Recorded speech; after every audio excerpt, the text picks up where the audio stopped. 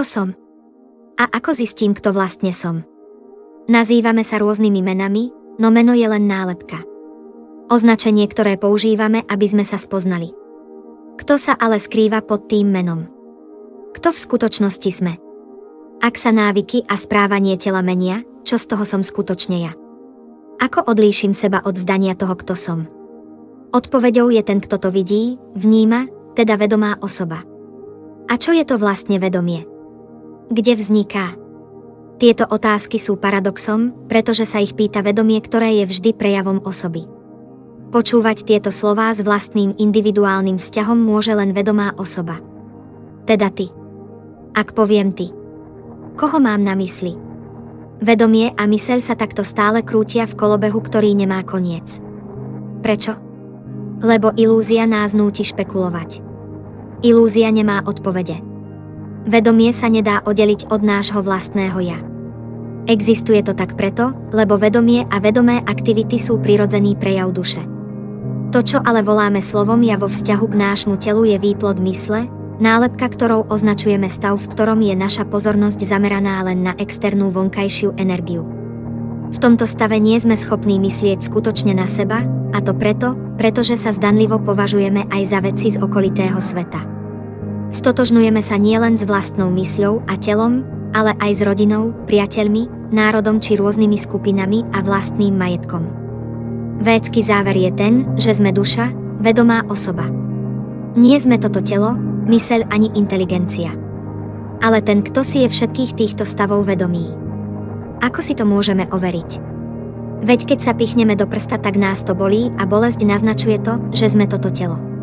Je to ale skutočne tak. Tento bod je to, čo sa nazýva falošné ego. Toto falošné ego je pôvodom ako aj šťastia, tak aj utrpenia v hmotnom svete. Keď sa pichneme do prsta, tak je nepochybné, že cítime bolesť. My ale nie sme bolesť. Ak si to rekapitulujeme, tak my cítime bolesť. Teda sme s ňou konfrontovaní. Nie sme ňou. Bolesť nie sme my. Bolesť je pocit, ktorý sa vyskytol vo vedomí. Rovnako sa vo vedomí vyskytujú myšlienky a rôzne ďalšie interakcie hmoty. No žiadna z týchto rôznych interakcií nijako nemení naše pravé ja. Nás ako dušu. Čo to všetko znamená pre našu totožnosť? Naše pravé ja, teda my sami sme mimo všetkých týchto hmotných interakcií. Zdanlivo sa v nich nachádzame iba vtedy, keď v nich hľadáme chuť a tak sa s nimi stotožňujeme. Rovnako ako potrebujeme aspoň zdanlivo uveriť, že film, ktorý pozeráme, je reálny, aby sme si ho užili, že zvuk a 3 farby v ňom dávajú konkrétny zmysel, že to nie je nonsens, tak rovnako to aplikujeme aj na tento svet. A to je práve aj to, čo spôsobuje to, prečo niekedy nevieme, kto vlastne sme. Nachádzame sa totiž vo fiktívnej realite. V ilúzii toho, že sme súčasťou tohto vonkajšieho sveta. Táto ilúzia vzniká preto, lebo sa chceme hrať na Boha. Aj keď zrovna netvrdíme, že sme Boh, naše činy môžu jasne vypovedať o tom, že si podvedome želáme jeho rolu. Chceme veci v hmotnom svete ovládať. Chceme byť páni situácie, ovládatelia a kontrolóri. Osoby, ktoré sú nezávislé, mocné, slobodné a priatelia všetkých. Hmotný svet nám vie dať tento pocit, ale je to klam. Nie skutočná realita. Osoby, ktoré žijú život bez uvedomenia si skutočného ja, seba ako duše a večného služobníka Boha, sa sem prišli doslova klamať. Pretože hore spomínané atribúty sú vlastnosťami Boha. A Boh je len jeden. Iba jedna osoba môže byť najmocnejšia, najopulentnejšia, najväčší priateľ, vlastník a kontrolór. Boh nemôže byť 2, 3 a tak ďalej. To by logicky odporovalo tomu, kto Boh vlastne je a aké je jeho postavenie. Tu sa dá namietať mnoho vecí, ktoré plynú z mysle.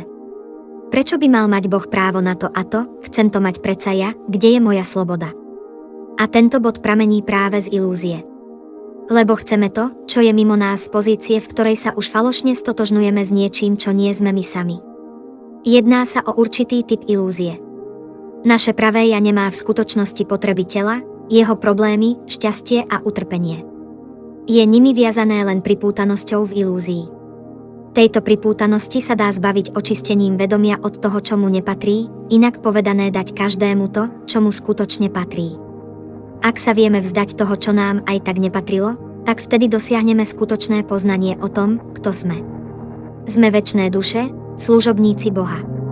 Ak vieme vykonávať činnosti s týmto vedomím, tak sa nachádzame v dokonalej pozícii. Funguje to tak preto, lebo vo vedomí, ktoré sa nepripútava k tomuto telu a veciam, ktoré sú v jeho okolí, vzniká spontánne poznanie a odpútanosť. Odpútať sa umelo je nereálne a prakticky nemožné.